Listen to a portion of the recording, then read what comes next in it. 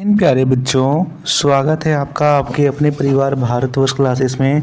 तो प्यारे बच्चों, आप सभी जान रहे हो कि 4 अप्रैल 2024 को क्लास 6 का हिंदी का फाइनल एग्ज़ाम है। और इस वीडियो में हम हिंदी के most viral, most expected, most repeated questions को करने वाले। Very very very important question से बच्चा। और यह सेट 4 है, ठीक है, या हिंदी का सेट 4 है। यदि आपने सेट 1, सेट 2 और सेट 3 वाली वीडियो नहीं देखी है तो जल्दी से आप उन वीडियोस को देख लीजिए, क्योंकि उसमें भी मोस्ट इम्पोर्टेंट क्वेश्चंस यहाँ पे करवाए गए हैं।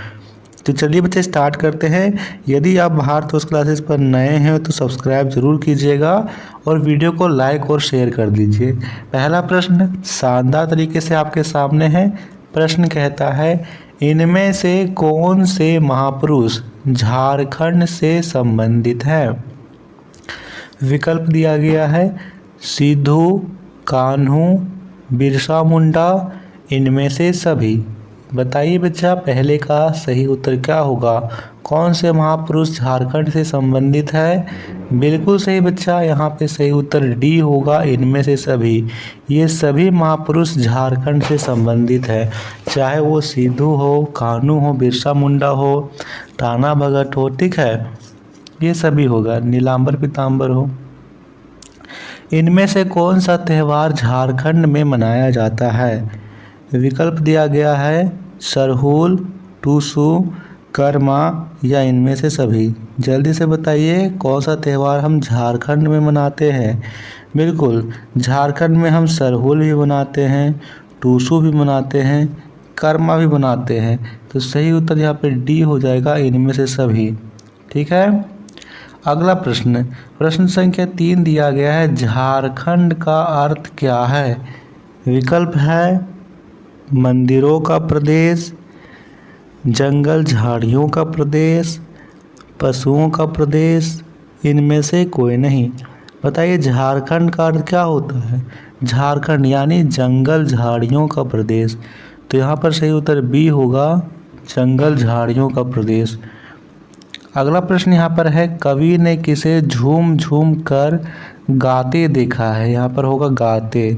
कवि ने किसे झूम झूम कर गाते देखा है? विकल्प दिया है पक्षियों, पशु, गिरिवन को या इनमें से सभी। तो कवि ने गिरिवन को झूम झूम कर गाते देखा है। चौथे का सही उत्तर सी होगा, गिरिवन को। अगला प्रश्न, सर्वनाम के कितने भेद होते हैं? विकल्प दिया गया है 2, 4, 1, 2, 4 या 4।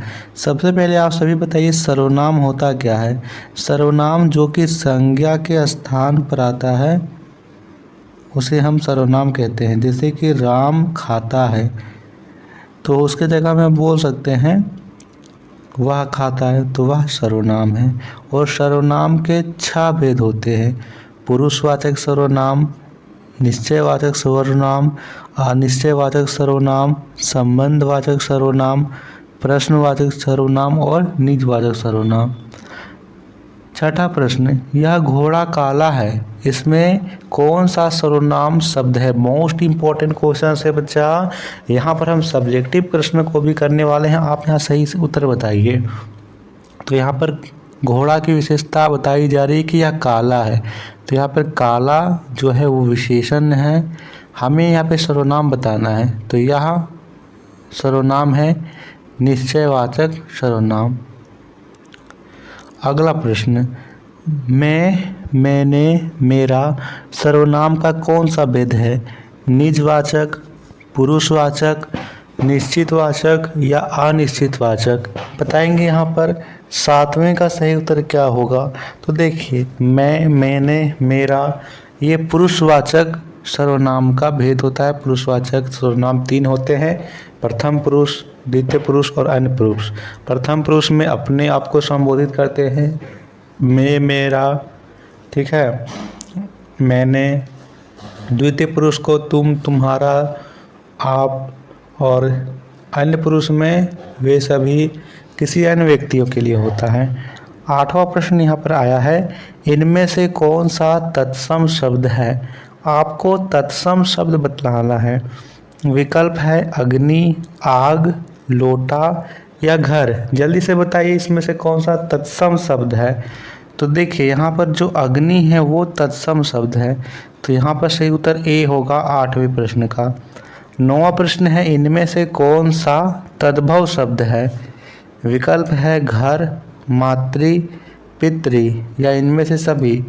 बिल्कुल सही बच्चा, यहाँ पर सही उत्तर ए होगा घर। घर जो है वो तत्सम यहाँ पे तद्भव शब्द है, बाकी सभी तत्सम शब्द है। 10वां प्रश्न, त्रिकोण में कौन सा समास है? तो यहाँ पर त्रिकोण का अर्थ क्या हुआ?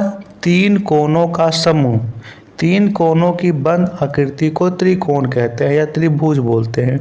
तो देखिए यहाँ पे 3 जो है वो संख्यावाची है, संख्यावाची यानी द्विगु समास, डी सही है।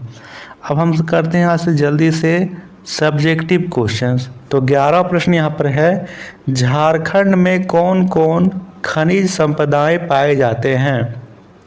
तो यहाँ पर लिखेंगे झारखंड में भरपूर मात्रा में कोयला, लोहा, बॉक्साइट, तांबा, यूरेनियम के भंडार उपलब्ध हैं। 12वां प्रश्न, बिरसा और सिद्धू कान्हू जैसे महापुरुषों को झारखंड का अवतार क्यों माना गया है या फिर क्यों कहा गया है?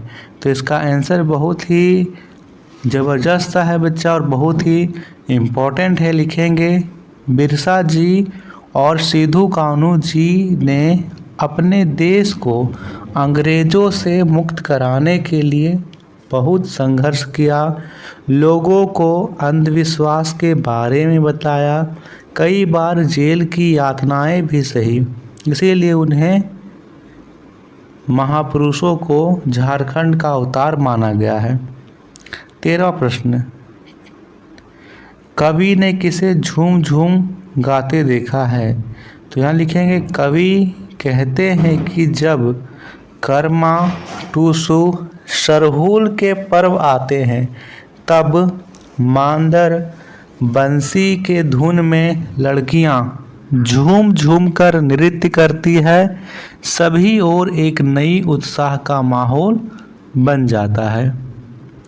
अगला प्रश्न, धोनी का जन्म कब और कहाँ हुआ था?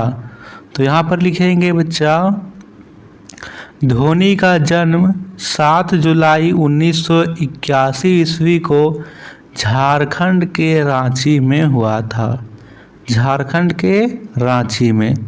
और 15वां प्रश्न है, धोनी को कैप्टन कूल भी क्यों कहा जाता है?